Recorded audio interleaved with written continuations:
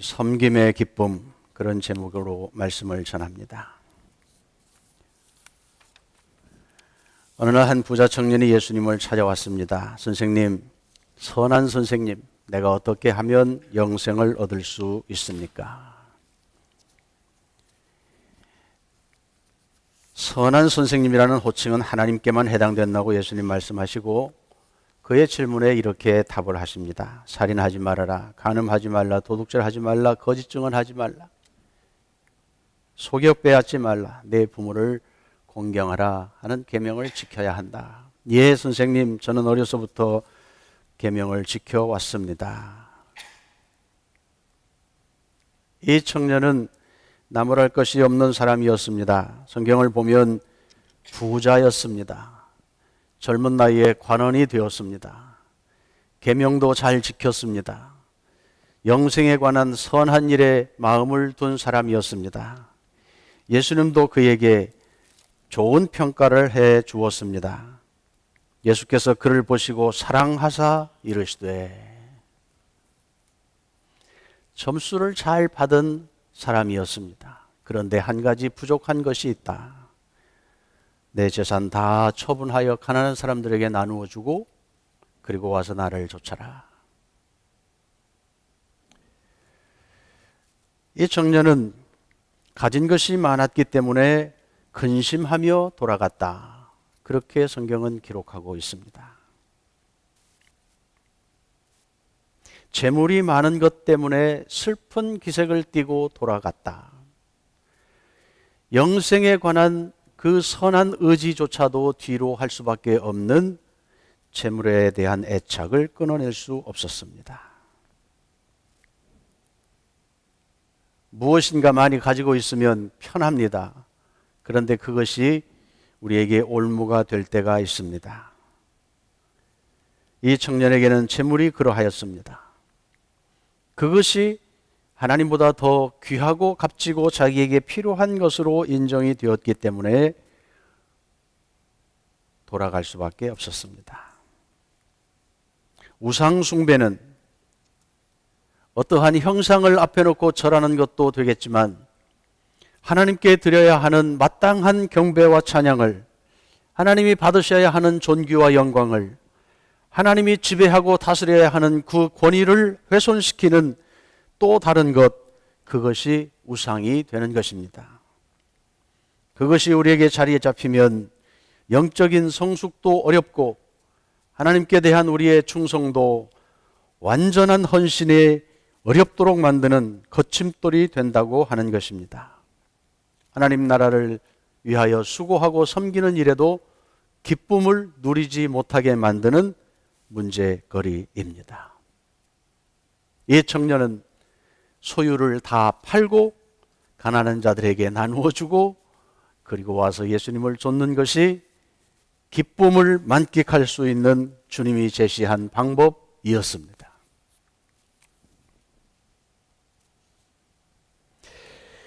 이스라엘이 망하기 전의 사회 현상은 하나님께서 기대하는 정의가 사라졌다는 것입니다. 가진 사람들이 없는 사람들의 것을 오히려 더 빼앗고 싶어 했고, 권세를 가진 사람들은 그것을 사용하여 자기의 배를 채웠고 폭정하였고 가난한 사람들을 돌아보지 않았습니다. 법이 제대로 지켜지지 않았습니다. 심지어는 말씀을 가르치는 사람들조차도 생업에 근근하여 하나님의 말씀을 정당하게 가르치지 못하고 타협하고 돈벌이에 자기의 포지션을 이용했습니다. 오늘 우리가 사회를 향하여 비판하며 정치인들을 욕하는 그 모습들을 많이 보게 되는데, 예나 지금이나 권세를 가진 자들, 책임을 맡은 자들, 많이 가진 자들, 많이 배운 자들이 자기의 것을 다른 사람들을 위하여 쓰지 않고 기득권을 가지려고 하면 그것은 부패한 사회가 되고 정의가 이루어지지 않는다고 하는 것은 당연합니다. 하나님께서 오죽하면 선지자들을 통하여 이들에게 말씀하시기를, 너희들이 드리는 예배 더 이상 받고 싶지 않다, 역겹다, 희생 제물 그거 원하지 않는다, 오히려 악에서 떠나고 선을 베풀고 이웃을 사랑하고 가난한 자들을 돕고 자기의 것을 함께 나누어 먹는 이 사회 정의를 먼저 실천하는 것이 하나님 앞에서 합당한 자세라고 말했습니다. 우리는 이러한 말씀들을 보면서 우리의 신앙생활을 점검해 보아야 합니다. 내가 예수 믿고 천당 가는 것, 하나님의 은혜와 복을 받아 누리는 것, 내가 잘되고 평안한 것, 형통한 것 중요한 일이지만 그 은혜와 복이 나에게만 한정될 때는 이기심에 찬 신앙생활을 할 수밖에 없고, 하나님은 나를 축복하셔야 하고, 하나님은 우리만 사랑하셔야 하고, 하나님은 있는 자들의 편에 서셔야 하고, 아직 하나님을 알지 못하는 자들은 지옥불에 던지는 것이 마땅하다고 스스로 판단하고 자신을 위안할 수 있습니다. 이것은 교만입니다. 오늘 교회가 그래서 더 겸손하게 하나님의 말씀 앞에 자신을 내어 보이며 주변을 돌아보고 함께 나누어 먹고 없는 자들을 위로하고 하나님이 나에게 주신 것을 함께 나누기 위하여 더 수고하는 거룩한 열정을 갖게 될 때에 하나님이 기대하시는 사회 정의, 하나님이 기대하시는 경제 원리, 그 가운데 다른 자세로 하나님 앞에 살아갈 수 있다는 것입니다. 하나님은 공의가 물처럼 흐르게 하고 정의가 마르지 않는 강물처럼 흐르게 만들라고 말했습니다.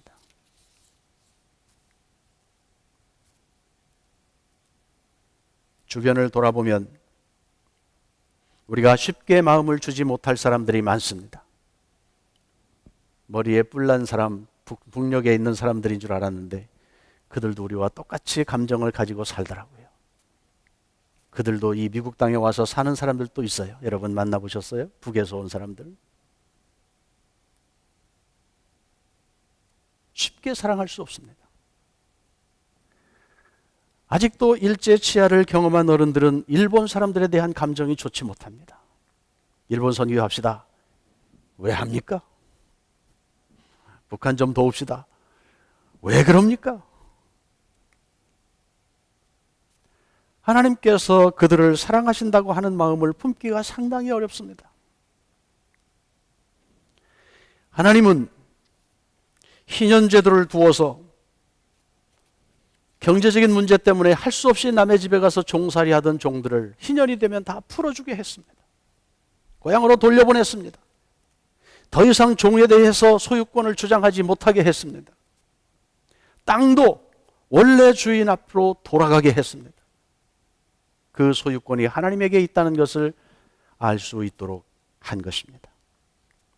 부자들이나 권력자들이 남의 재산을 빼앗고 종으로 부려먹는 것 하나님께서 원하지 않았습니다.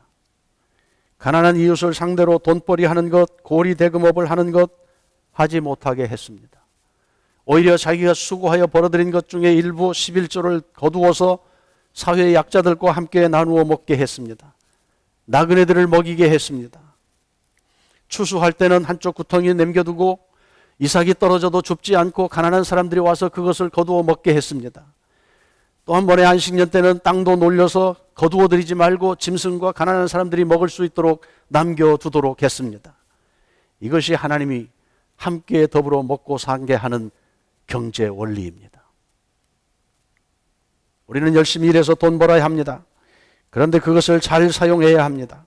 나의 편리함, 나의 편안함, 나의 장래의 생활, 그것을 준비하는 것 좋은 일이지만 혹 그것 때문에 더 우선해야 하는 주변을 돌아보는 일, 하나님 나라 건설에 우리의 것들을 내어놓아야 하는 하나님 권한을 내 것처럼 여기는 잘못된 경제 원리, 삶의 원칙, 이것이 우리에게 있으면 그것이 곧 우상 숭배가 되는 것입니다.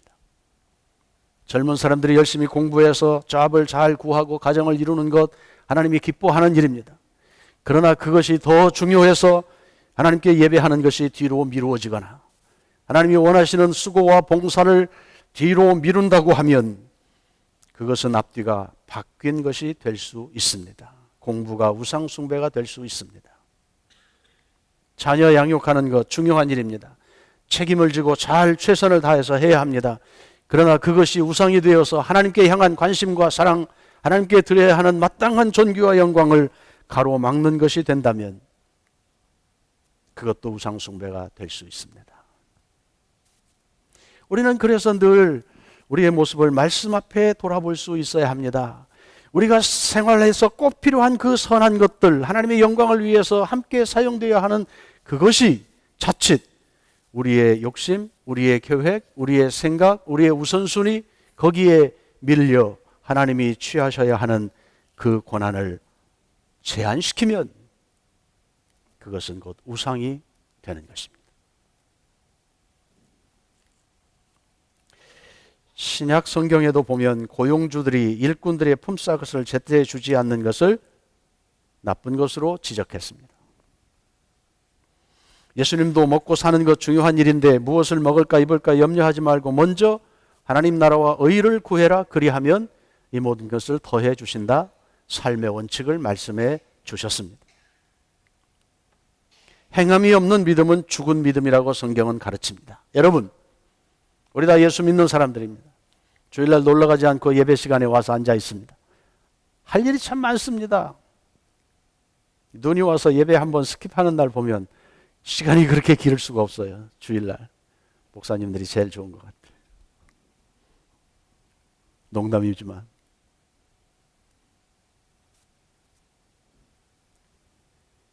우리의 편리함, 우리의 잘 되는 것, 우리의 복 받는 것, 거기에 관심을 두고 하나님께 나아가는 것 좋은 일입니다.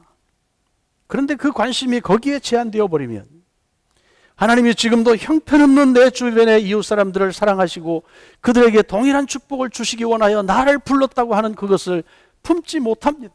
그래서 늘 어린아이처럼 하나님은 나에게만 관심을 갖고 나를 품어주셔야 하고 나를 격려해 주셔야 하고 나를 세워주셔야 하고 그런 유약한 신앙생활을 할 수 있습니다.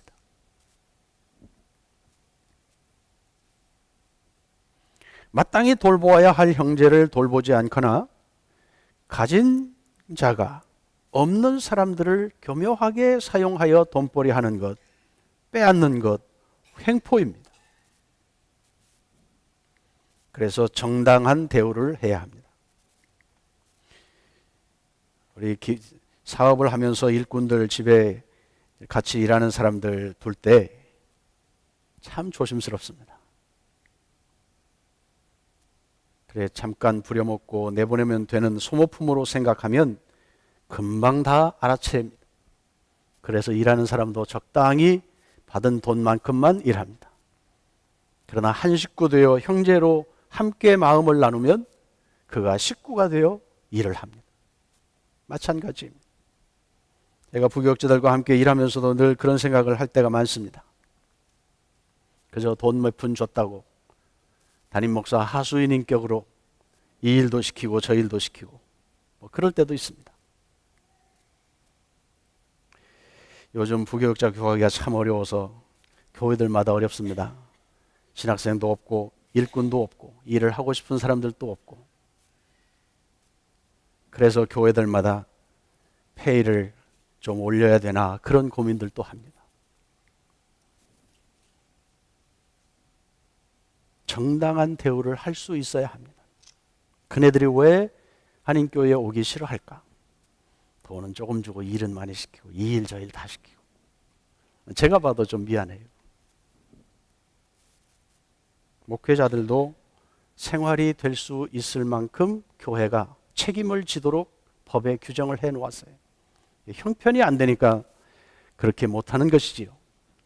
그러나 여러분들이 적어도 목회자들에 대하여 삶이 어떻게 돌아가는지를 좀 관심 있게 보고 기도하는 사랑의 나눔이 필요합니다. 그게 격려입니다. 이웃의 것을 지나치게 탐내는 것, 계명에서 막아놓은 것입니다. 남의 생활이 더 좋아 보입니다. 일용할 양식이 있는데도 더 많이 갖기 원하는 욕심, 탐심입니다. 우상숭배입니다. 그래서 조심스럽습니다. 꼭 필요한 것들이고 잘해야 되는 우리의 생활들인데 그것이 어디까지 어떻게 되어지는 것이 하나님이 원하시는 것일까? 열심히 공부하고 열심히 돈 벌고 열심히 주어진 책임을 감당하는 것, 그러면서도 내 욕심, 하나님이 실망하지 않도록 그것을 조정하며 우선순위를 잘 갖는다고 하는 것, 말씀이 우리를 지배할 때에만 가능합니다.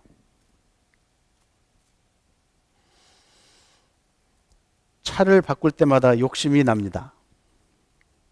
한 5천 불만 더 주면 이런 기능이 있는 좋은 차를 탈 수 있을 텐데. 그래서 그 옆에 가서 또 옆에를 보면 조금만 더 보태면 시트가 뜨뜻하게 데워지는 이 차를 겨울에 탈 수 있을 텐데. 그러다가 보면 처음 계획보다 굉장히 높은 차를 사게 되는 그런 경우가 있습니다. 욕심이죠. 작은 예의지만 우리가 하나님 앞에서 살아가는 모든 일상에서 그러한 조심스러운 마음, 하나님과 함께 살아가는 그 관계 안에서 우선해야 될 것을 우선하는 그러한 조심이 우리에게 있을 때 우리가 믿음 안에 산다 하는 것입니다. 1등석에 타면 편안합니다. 그런데 왜 우리가 그렇게 하지 않습니까? 목사가 1등석 타면 교인들이 시험 받습니다. 우리들 어렵게 헌금했는데 목사님 1등석 타고 여행해요. 목사님 가짜군요. 당장에 그 소리가 나와요. 목사만 그런가요? 예수 믿는 사람이 조금 불편하게 살고 조금 양보하고 조금 손해보고 남들보다 약삭바라지 못하다는 말을 들으면서도 예수를 증거할 수 있는 그 기회를 잡기 위하여 손해보는 것, 그것이 믿음으로 사는 우리들의 자세입니다.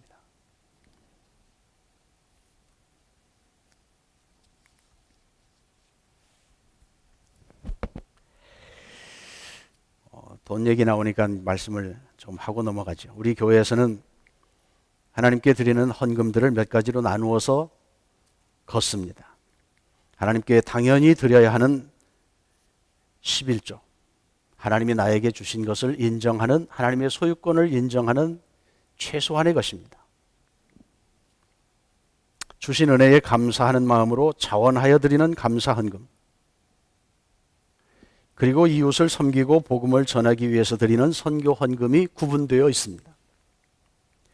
구약에서 하나님께 드리는 제사들도 보면 죄 용서를 위해서 반드시 피 흘리며 희생하도록 규정한 희생 제물이 있고, 하나님의 은혜에 감사해서 혹은 하나님과 더 친하기 위해서 드리는 화목제물, 자원 예물이 있습니다. 그래서 교회가 이런 의미로 헌금도 구분해서 드리게 되는 겁니다. 여러분의 이해를 돕기 위해서 설명을 드리는 거예요. 그저 있는 것 중에 얼마를 떼어서 하나님께 헌금한다, 그것도 중요하지만 어떤 마음으로 어떤 제목으로 하나님께 이 예물을 드리고 있는가를 알게 하기 위한 것입니다. 11조는 국민들이 내는 세금과 같은 것입니다. 이거 냈다고 자랑할 거 없습니다. 하나님이 마땅히 10의 1은 내 것이다. 그래서 교회를 운영하고 하나님의 사업에 쓰고 그렇게 성전을 운영하도록 만드신 제도입니다. 선교 헌금은 복음을 전하는 데 사용하는 것입니다. 그래서 우리가 재정을 1년에 집계하여 살림을 할 때에도 일반 예산이 있고 특별 예산이 있습니다. 일반 예산은 우리가 드리는 11조 감사헌금, 주일헌금 이런 헌금들입니다. 특별 예산은 선교비, 헌축비, 구제비, 목적 헌금 이런 것들입니다. 그래서 이 일반 헌금의 총액의 0.325%는 우리가 상회에다가 상납을 합니다. 총회로, 지방회로. 그래서 교회들이 낸 그것을 모아서 우리 전체 교회들이 함께 해야 할 일들을 해나갑니다. 그러나 이런 특별 목적을 위해서 교회가 건축을 위해서, 선교를 위해서 내는 헌금들은 상회비를 계산하지 않습니다. 여러분, 이건 상식입니다. 모든 헌금은 교회를 세우고 복음을 전하는데, 그리고 가르치기 위해서 정당한 절차를 거쳐서 집행합니다. 3명의 건축위원들이 주일마다 헌금을 같이 계수하고 확인하고 은행에 입금하고 그리고 지출합니다. 연말에 여러분에게 보고하고 동의를 구해서 예산을 책정하고 살림살이를 합니다. 물론 규모가 큰 교회에서 엉뚱한 일들을 해서 다 교회가 욕을 먹는 시대가 되었습니다만, 적어도 우리 교회는 이 헌금 사용하는 문제에 있어서는 투명하고 정당하다, 그렇게 말씀드릴 수 있습니다. 하나님께 드리는 예물이 여러분의 기쁨이 되어야 합니다. 하나님을 사랑하는 마음으로 하나님 앞에 가는 것이기 때문입니다. 제사하는 사람들이 재물을 가지고 가는 것 당연했습니다. 모든 예배에 하나님께 드리는 정성과 예물이 반드시 필요합니다. 이건요, 말하기 어려운 부분이지만 훈련받지 않으면 그저 길거리 홈레스들에게 동전 한 입 던지는 심정으로 예배에 왔으니 안 할 수 없으니 조금 하자, 이런 헌금이 될 수도 있습니다. 하나님은 우리의 중심을 보십니다. 하나님의 재정 원칙은 많이 심는 자가 많이 거둔다고 말씀했습니다. 그러니 우리가 취해야 할 태도는 우리의 재정 능력 안에서 최대한 하나님께 정성을 드리지만, 하나님의 나라 확장을 위해서 내가 돈벌이 하는 그것도 목적을 두고 더 열심히 일하여 하나님께 더 많은 것 드리기를 소원합니다. 이 거룩한 열정이 우리들에게 있을 때 하나님께서 더 크게 복을 주실 줄로 믿습니다. 손해보는 것 같습니까? 아멘이 없는 것 같아요.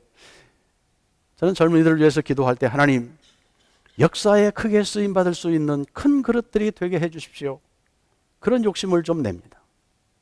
재정에서도 마찬가지입니다. 밀리언짜리 체크를 도네이션 할 수 있는 그러한 큰 그릇들이 우리 교회에서도 나올 수 있으면 좋겠어요. 여러분의 자녀들을 좀 그렇게 복을 비십시오. 하나님, 큰 인물로 사용해 주세요. 그저 겨우 월급 받아서 근근하게 론 갚아가면서 사는 그 상태에 머물지 않고 하나님이 덤으로 부어주시는 것을 가지고 하나님의 영광을 드러낼 수 있는 그러한 자녀들이 되게 해주세요. 좀 넓히며 기도할 수 있어요. 아멘입니까?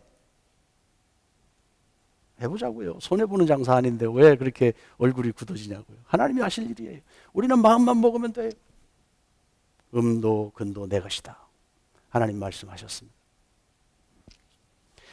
이 부자 청년에게 문제가 있었던 것은 그 많이 가지고 있는 것이 내 것이라고 생각했기 때문에 내어놓을 수 없어서, 나누어 줄 수 없어서 문제가 되었던 것입니다. 많이 갖는 것은 나쁜 것 아닙니다. 선하게 사용하면 하나님도 그를 사용하시는 것입니다. 기쁨으로 하나님께 쓰임받는 자원자들이 더 많이 일어날 수 있게 되기를 주의 이름으로 축복합니다. 문제는 여기에 있습니다. 야고보서 1장 14절, 각 사람이 시험을 받는 것은 자기 욕심에 끌려 미혹됨이니 욕심이 잉태한 즉 죄를 낳고 죄가 장성한 즉 사망을 낳느니라. 어떤 것이든지 욕심이 개입되면 죄가 됩니다. 하나님과 우리 사이를 갈라놓는 장애물이 됩니다. 하나님과의 분리는 죄이고 죄의 결과는 사망입니다. 돈뿐이 아닙니다. 우리가 예로 들었던 그 우상이 될 수 있는 그 모든 것들이 나의 욕심이 개입되면, 하나님보다 더 우선하게 되면 그것이 우리를 하나님으로부터 멀어지게 하는 큰 죄가 되고 죽음에 이르게 된다고 하는 경고입니다. 그래서 말씀 앞에 우리가 늘 자신을 돌아봅니다. 그리고 자기의 포기, 내 것이 아니고 하나님의 것이라고 하는 그 인정이 순간마다 필요합니다. 여러분, 우리의 건강이 우리 것입니까? 내 호흡이 내 것입니까? 내가 누리고 있는 지금 이 생활들이 내가 취득해서 누리는 것들입니까? 하나님이 기회해 주신 것입니다.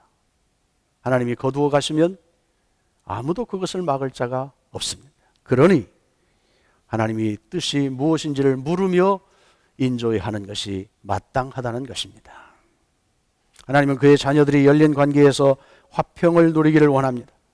그래서 때로는 하나님께서 원하지 않는 방법대로 사는 사람들에게 하나님이 그것을 거두어 가실 때가 있습니다.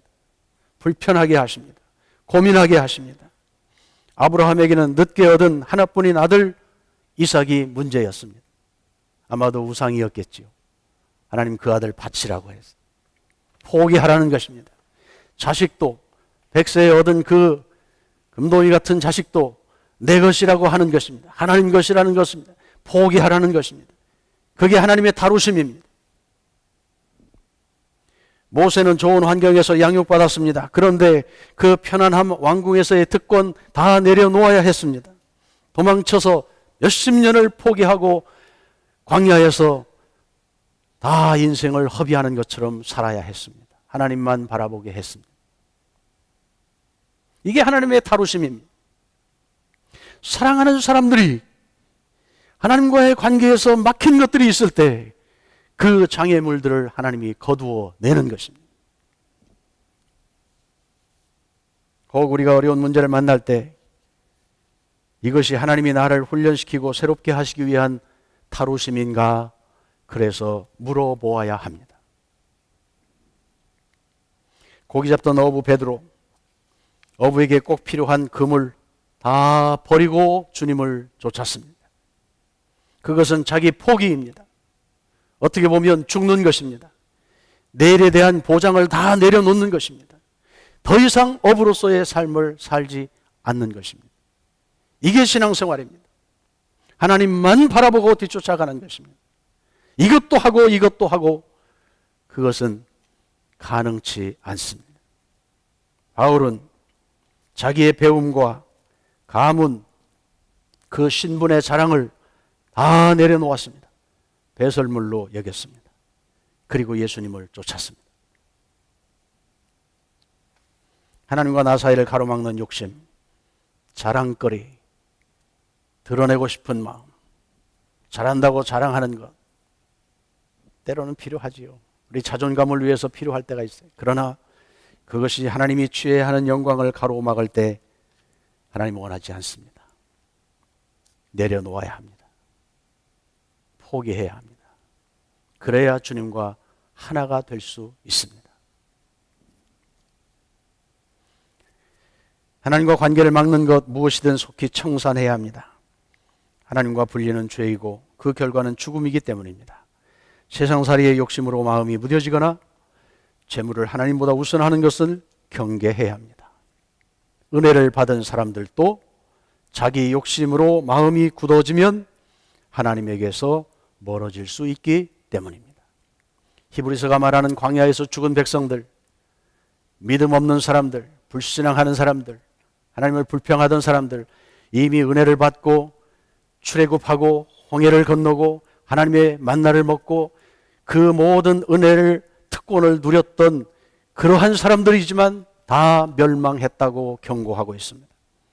오늘 우리가 신앙생활 한다고 하나님 앞에 살아간다고 하지만 혹 우리도 세상살이의 마음이 굳어지면, 방향이 잘못되어지면, 하나님과 우리 사이를 가로막는 것을 더 이상 거기에 치우지 않고 놓아두면 굳어져서 그렇게 자리 잡혀서 적당히 타협하고 하나님이 원하는 방법대로 살지 못하는 잘못된 길을 걸어갈 수 있다는 것입니다. 그래서 말씀을 보아야 합니다. 말씀을 통하여 자신을 점검하고 하나님과 멀어지지 않도록 관리해야 합니다. 그것이 말씀을 공부하는 이유입니다. 히브리서 4장 12절, 하나님의 말씀은 살았고 운동력이 있어 좌우의 날선 어떤 검보다도 예리하여 혼과 영과 몇 관절과 골수를 찔러 쪼개기까지 하며 또 마음의 생각과 뜻을 감찰한다. 내가 나를 판단한 것이 아니라 하나님의 말씀이 나를 판단하도록 만들어가는 것, 그것이 우리가 해야 할 중요한 문제입니다. 오늘부터 주일 오후에 또 토요일 아침에 성경을 공부하려고 합니다. 시간을 투자해야 하는 일이죠. 마음을 두어야 하는 일입니다. 그러나 여러분, 우리의 신앙생활에 우리가 정말 말씀을 붙들고 씨름하며 하나님의 뜻이 무엇인지를 곰곰이 생각하면서 우리 자신을 세워간다는 것은 꼭 필요한 일입니다.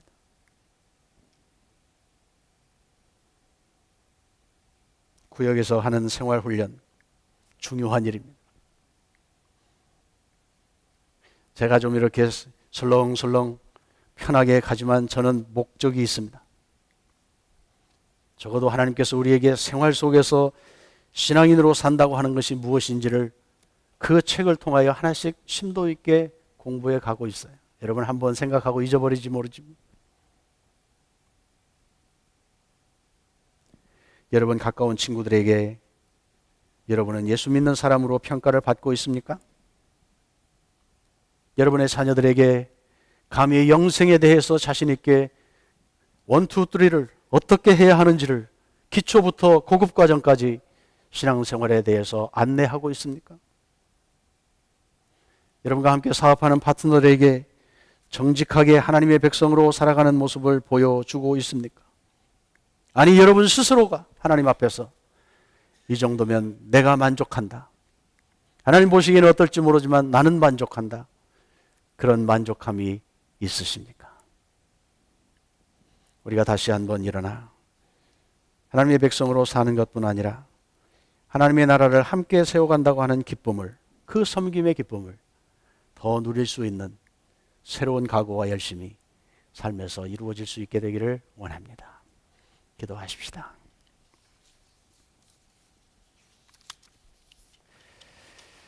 우리 조용히 묵상하며 하나님의 뜻을 구합시다. 나는 잘 살고 있지요, 주님?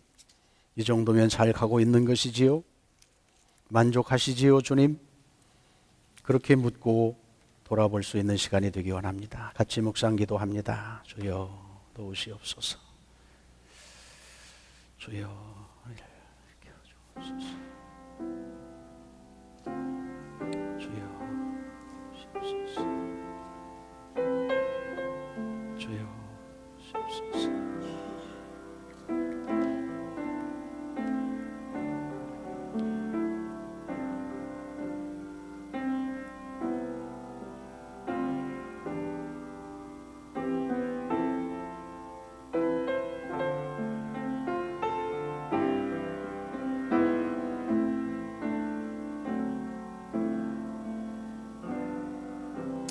하나님 아버지, 예수님에게 영생을 묻던 부자 청년도 칭찬을 들었음에도 영생에 대한 문제를 결단하지 못했고, 하나님의 은혜 가운데 출애굽하여 그 은혜와 복을 받아 누린 광야 백성들이 결국 그곳에서 멸망당할 수밖에 없었던 것은 자신을 말씀 앞에 비추어 돌아보지 않고 환경에 처한 대로 생각하고 그렇게 살았기 때문입니다. 오늘 우리가 예수 믿는 믿음을 갖고 사는 우리들인데 우리의 평생이 그들처럼 실수하지 않고 말씀 가운데 든든히 서서 주님을 닮아 뒤쫓아가며 이 시대에 주께서 행하시는 일들, 우리에게 위임하여 주신 그 일들을 더불어 잘 감당해내는 주의 백성들이 되기를 소원합니다. 주님을 섬기는 기쁨을 더할 수 있게 도전하시고 우리 스스로의 연약함을 인정하오니 성령님 도와주시며 권고하셔서 우리로 하나님의 사람으로 살아갈 수 있는 방법들을 찾아 결단하고 실천하고 노력하고 자신을 주 앞에 처 복종시키는 훈련이 계속되도록 은혜를 더해 주시옵소서. 하나님, 그래서 우리 개인과 교회가 이 시대에 하나님의 공의가 드러나지 않는 사회 속에 빛으로 소금으로 살아 하나님이 세상을 다스린다고 하는 것 보여낼 수 있는 주의 일꾼들로 살아갈 수 있도록 우리의 일상을 사용하여 주시옵소서. 예수님의 이름으로 기도합니다. 아멘.